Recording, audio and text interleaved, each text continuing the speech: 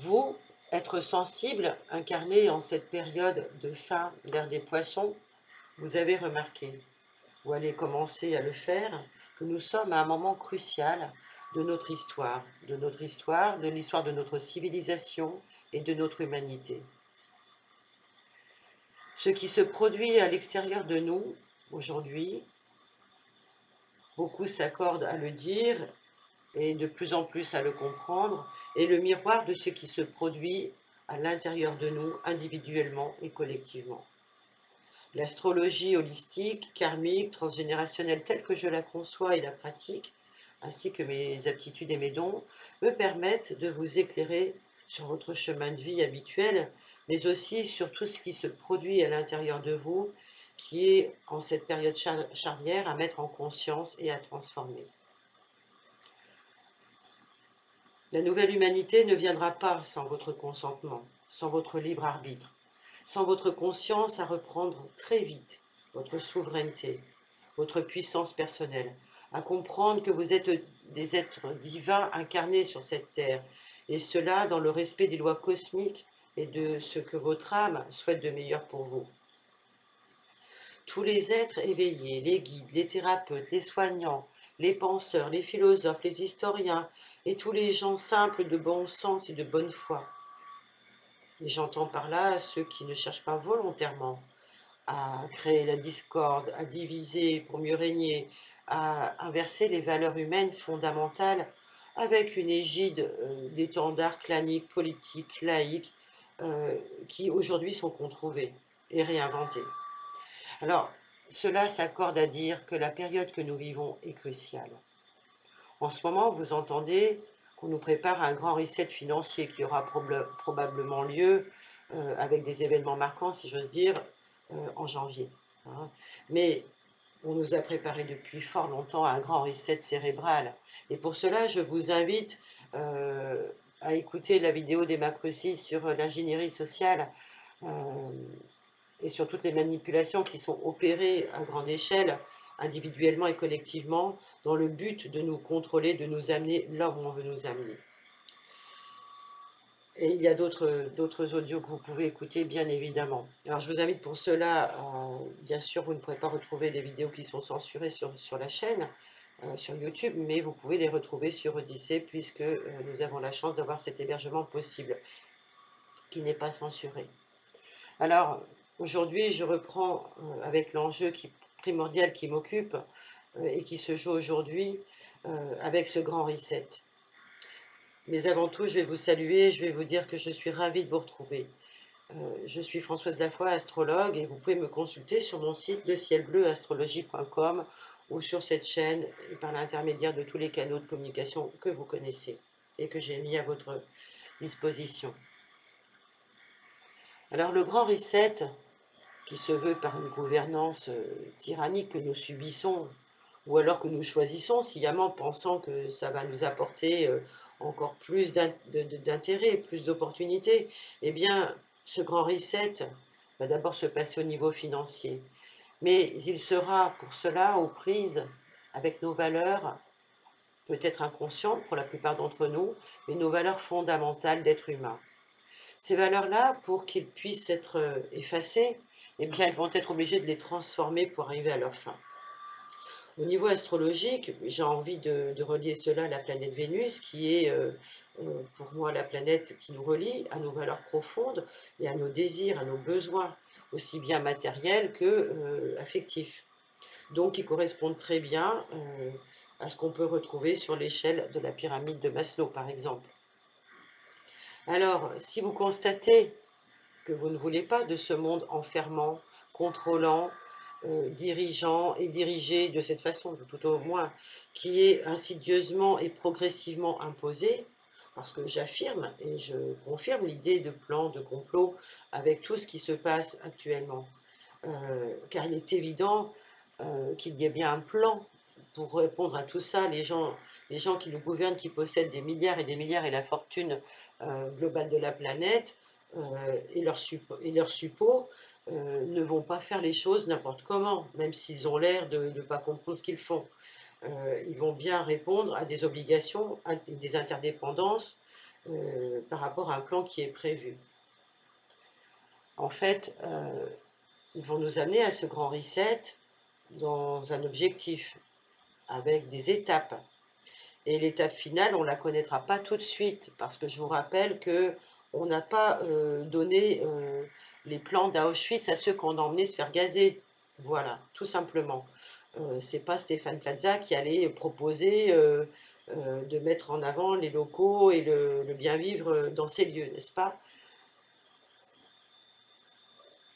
Alors il va falloir dès à présent poursuivre les efforts engagés pour voir clair, pour reprendre son libre arbitre et peut-être prendre connaissance de tout ce qu'on nous a caché par inadvertance et par fantaisie et par justement euh, le fait qu'on ait cherché à nous distraire avec Vénus justement, en appuyant sur nos besoins ou en appuyant même sur des choses qui étaient réinventées dans le but de nous manipuler par le biais de nos plaisirs.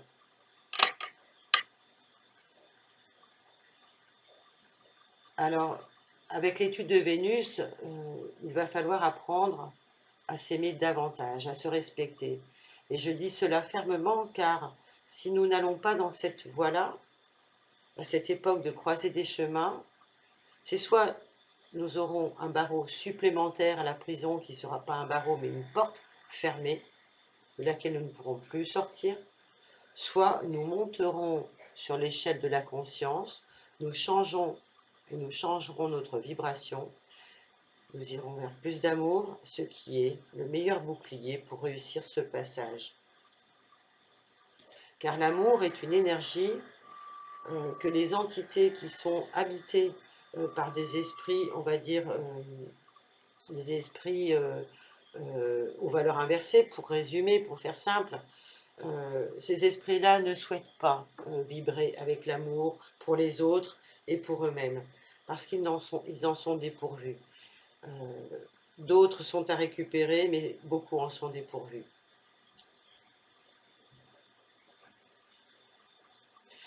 Beaucoup disent que ceux qui asservissent ce monde servent des intérêts globaux, mais si on regarde bien, ces intérêts sont purement inhumains et purement abjects. Ils ne respectent aucun règne, ni le règne végétal, ni le règne animal, ni le règne humain.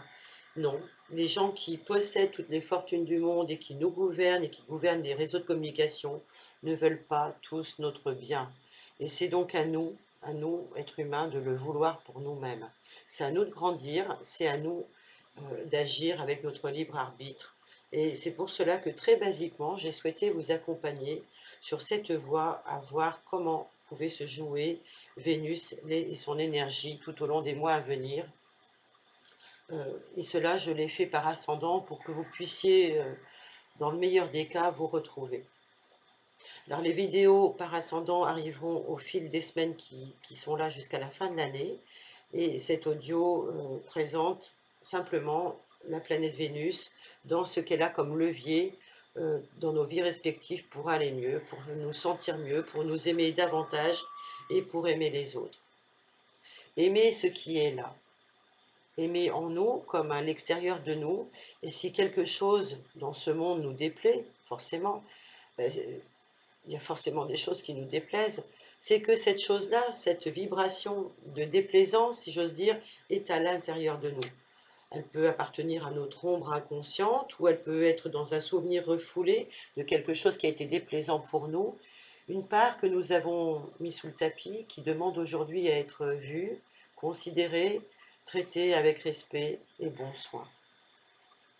Ce que nous avons hérité de notre histoire, personnelle et collective, ce que nous avons hérité des guerres de religion, des excès de pouvoir avec leurs abus, des excès matérialistes et des mauvais soins que nous nous sommes apportés par une mauvaise alimentation, par des mensonges, par tout ce qu'on peut voir à travers les pandémies, qu'elles soient spirituelles ou autres, ou de maladies. Toutes ces choses qui ont continué de diviser les êtres humains au profit de certains autres n'ont plus lieu d'être. Vous avez en vous-même le pouvoir de guérir ces parties de vous qui constituent les zones de souffrance. Et aujourd'hui, plus encore, parce qu'il y a des colères. Il y a des colères qui remontent, il y a des colères qui arrivent avec ce qui se passe, et on essaye encore soit de vous diviser en vous rendant encore plus en colère, ou alors en appuyant sur votre culpabilité. Mais tous ces sentiments, toutes ces émotions vous appartiennent. Et elles appartiennent euh, parce que vous êtes le fruit d'un arbre de vie, de vos lignées familiales, et que tout cela vous vient de votre karma. Pour information, je vous confierai que tous les personnages que nous sommes tous et toutes habités par des informations qui ont pour but de se manifester afin d'être traitées. Sur un plan transgénérationnel, nous avons des héritages à assumer. C'est cela l'arbre de vie. Je vous donne pour exemple des lignées qui, comme celle du personnage bien connu Dreyfus, ne sont pas venues au hasard, mais pour dénoncer des injustices liées à des condamnations sociales, et cela sur plusieurs générations. Nous transmettons ce qu'on appellerait la patate chaude. Alors ceux qui aujourd'hui ne veulent pas considérer les problèmes de ce monde en disant bah, il suffit d'être que d'un côté, de voir que le soleil briller, sans tenir compte de l'ombre, ou en faisant semblant de s'en occuper, ils vont pas réussir à transmettre quelque chose d'heureux, puisqu'ils auront fait fi d'une partie d'eux-mêmes. Alors, dans le cas que je viens de prendre avec l'affaire Dreyfus, on peut comprendre qu'il y a eu toute une histoire et un vécu retransmis. Mais si on reprend un autre exemple un peu plus, je dirais un peu moins agréable, pour le coup, de ce qu'on a aujourd'hui dans notre pays, on peut observer, par exemple, dans le thème natal de notre Premier ministre, qu'il y a la présence d'une mémoire criante, d'un cri de vengeance. Alors ça, pour le personnage en question, cela peut être transmis par la mémoire d'un aïeul qui a été abusé, exploité, peut-être historiquement avec toute une histoire d'humiliation, choses comme ça. En tous les cas, il y a plein de raisons qui ne sont pas forcément à dévoiler, mais qui seraient, et non à juger, mais qui peuvent nous aider à retenir que les individus porteurs de ce type de mémoire, entre autres, hein, il n'y a pas que celle-ci, qui sont des mémoires inconscientes, sont aujourd'hui, dans leurs actions, dans leur vie, dans leur mission de vie, le jouet de celle-ci. Et cela va se traduire, en l'occurrence, avec un sentiment, chez le personnage en question, un sentiment d'impunité totale à ingérer la vie d'autrui par l'exercice d'un pouvoir abusif, par exemple.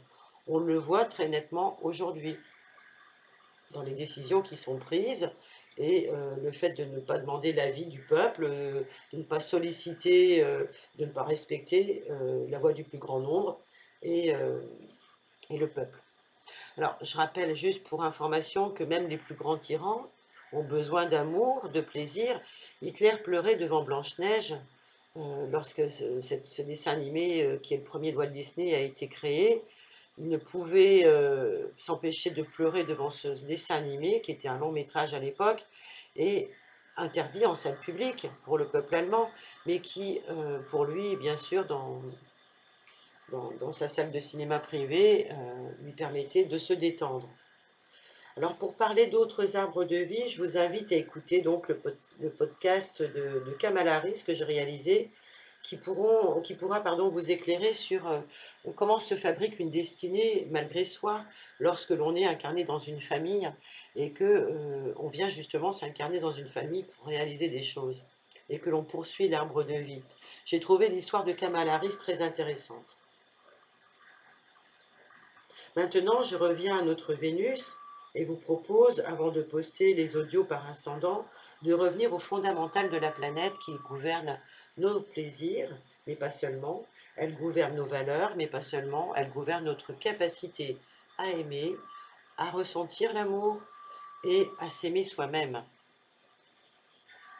Sur un plan biologique, Vénus est là pour nous aider à veiller à la satisfaction de nos besoins et de nous donner l'occurrence de la détente, de la relaxation.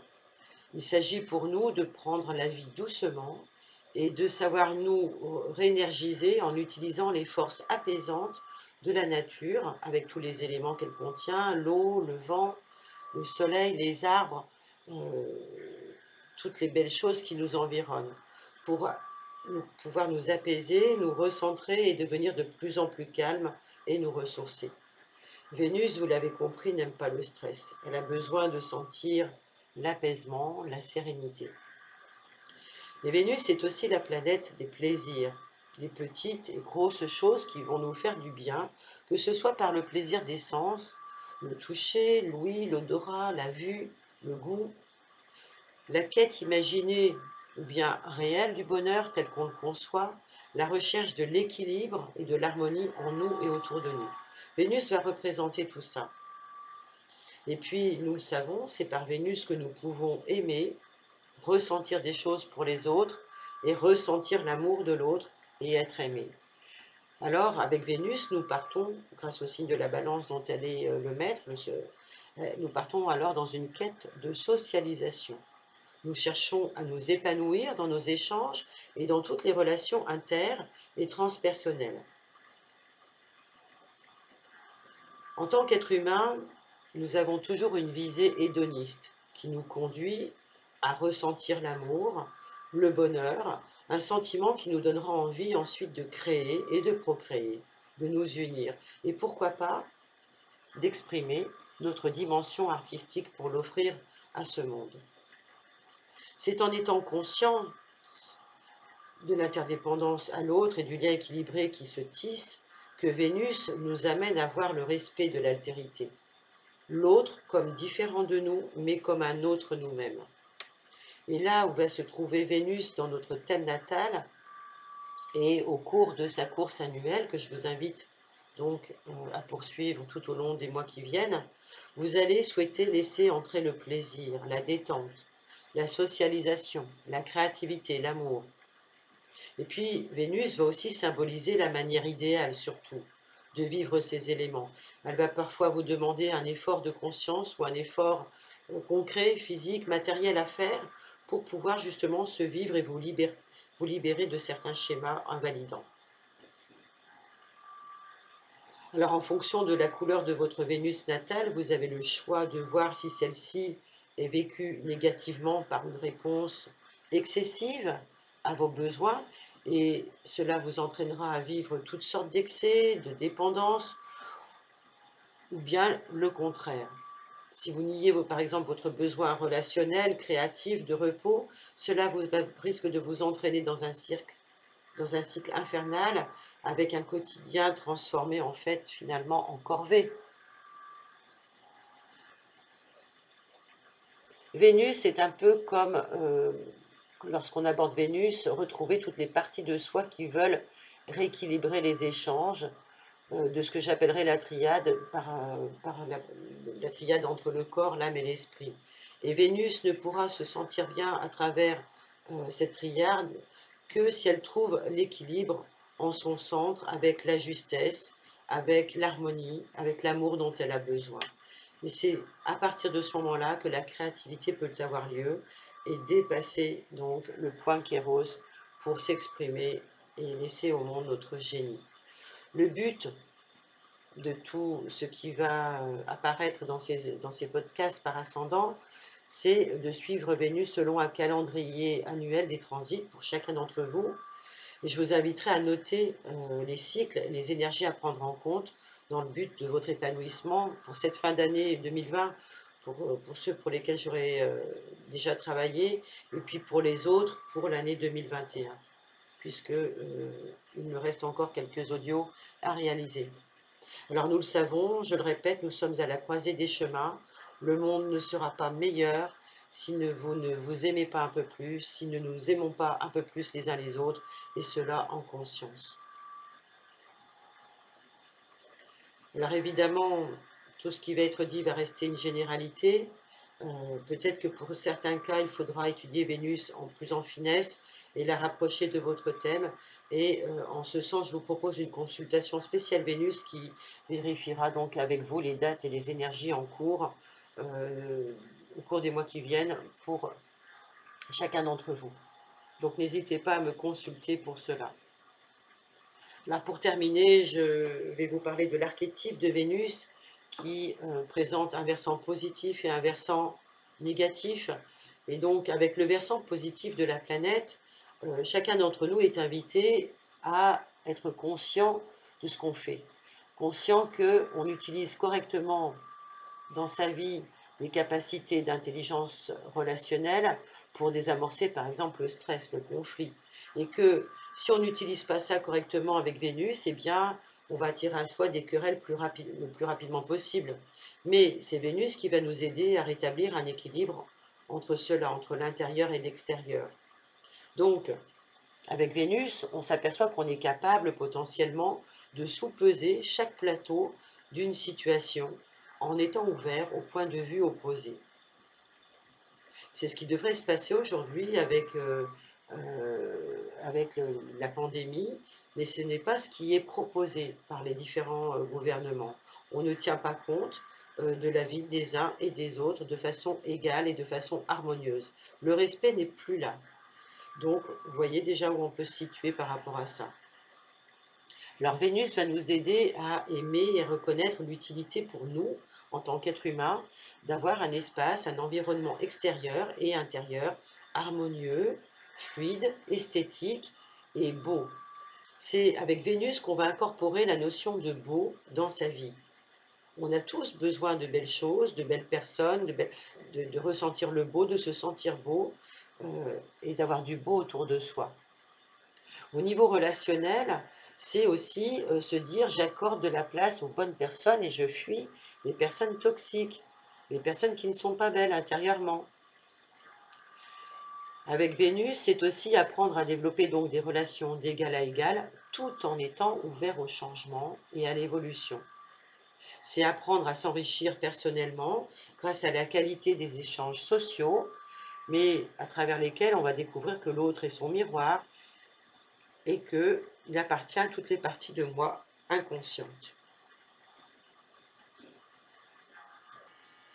Considérer Vénus sous cet angle dans nos vies, c'est exercer une veille et ne pas se laisser distraire par des besoins que j'aurais mais qui seraient mal nourris et dont le comportement pourrait être préjudiciable, au risque de m'entraîner dans des situations dans lesquelles je ne m'y retrouverai pas, dans lesquelles je n'arriverai pas à fermer les portes, à dire non, car j'aurais peur de laisser filer une opportunité due au chaos.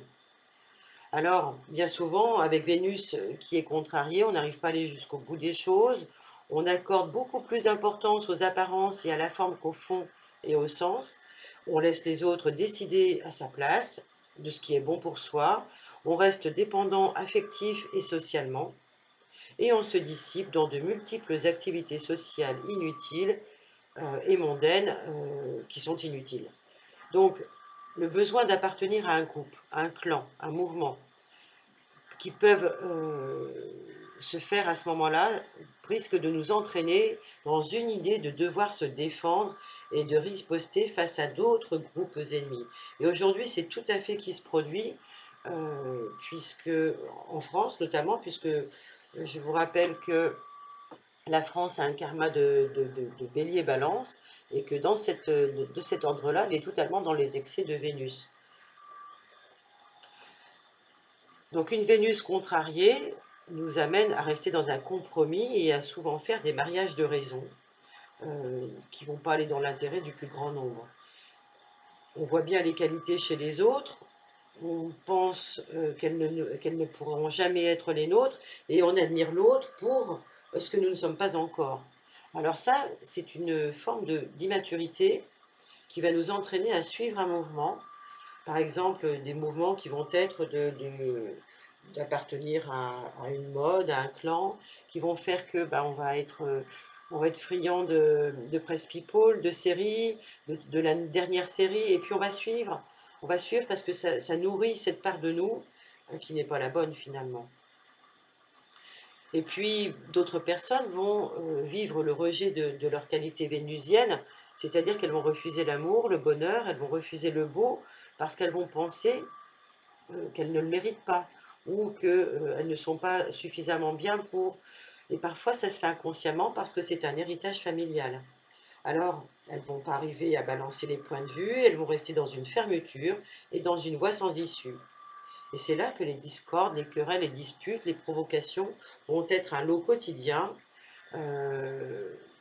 Et puis, ben, pour certaines personnes, pour que ça puisse passer, elles vont projeter ça sur les autres et voire même manifester cela sur les autres en ayant quelques souffres-douleurs. C'est un peu ce que fait, on va dire, le Distape avec nous, en l'occurrence, en testant certaines populations, avec le vaccin, par exemple. Voilà, enfin bon, c'est une parenthèse. Donc, on projette des défauts sur les autres et on n'arrive pas à voir sa dark side, son ombre. Le drive à garder en tête est de se mettre en conscience quelles sont les meilleures façons pour soi d'apprendre à se sentir bien, d'une façon équilibrée, à être en paix intérieurement, d'apprendre à développer des relations intimes et amoureuses stables et nourrissantes, de voir comment on peut approfondir les échanges amicaux, malgré la distanciation sociale qui nous est imposée aujourd'hui. Vous avez bien compris que ce qu'on cherchait à faire avec la distanciation sociale, eh bien, j'apprends à relationner avec aisance en ayant une juste appréciation de l'autre. Je suis conscient de ce que l'autre m'apprend et je l'écoute avec attention. Je vois l'autre comme un révélateur de ce que je peux être et de toutes les qualités que je porte. Je veille pour cela et pour bien vivre, à me sentir bien dans mon corps, avec mon âme, pour être apte à séduire, à être beau et belle. Je trouve les sources de plaisir et de détente nécessaires à l'apaisement de tous mes sens. C'est ce qui me permet d'être créatif et d'offrir au monde mes talents. Et là, j'entre dans une véritable dynamique d'échange. Je rends à l'univers, à la société, à l'autre ce qu'il m'a appris. Et la dynamique d'échange, c'est être dans la reconnaissance, dans l'échange de ce que l'autre nous apporte et dans ce qu'on peut redonner à l'autre. Alors, je vous invite à créer votre propre demande à l'univers. Vous pouvez vous répéter et répéter en regardant le ciel bleu comment faire pour cela, comment faire pour que cela soit en moi, comment faire pour que cela soit encore plus beau et merveilleux en moi et autour de moi. Je vous invite à vraiment regarder le soleil quand vous répétez cette phrase et je termine maintenant cet audio en espérant que vous trouverez chacune du réconfort à travers ces explications, mais aussi des clés pour vous aimer davantage, comprendre le but qui est le but de votre souveraineté et comment la retrouver. Votre souveraineté, c'est d'apprendre à vous unifier à l'intérieur de vous et à transformer la colère qui peut survenir à cette période trouble et pendant des périodes de violence. Il faut transformer la colère et la culpabilité en un amour plus grand pour vous et une compassion plus grande pour les autres. Pour le reste, eh bien, c'est-à-dire une analyse personnalisée, je vous laisse le soin, si vous en avez besoin, de me contacter. Vous aurez les liens en dessous de la vidéo. Et si vous avez aimé ce partage, eh bien, je vous invite à le dire, à ne pas rester que spectateur passif. N'oubliez pas de liker, de partager, de laisser un commentaire et de me retrouver aussi sur la chaîne Odyssée et sur ma page Facebook. Ou sur mon site lecielbleuastrologie.com. J'en profite pour vous remercier de votre fidélité, pour votre écoute et aussi chaleureusement tous ceux qui contribuent par leurs dons à m'aider à poursuivre ces partages. Même s'ils sont discrets, ils sont présents et je les remercie car c'est toujours une possibilité supplémentaire pour moi de vous offrir quelque chose. Alors bien à vous, je vous serre contre mon cœur et je vous embrasse volontairement. À bientôt.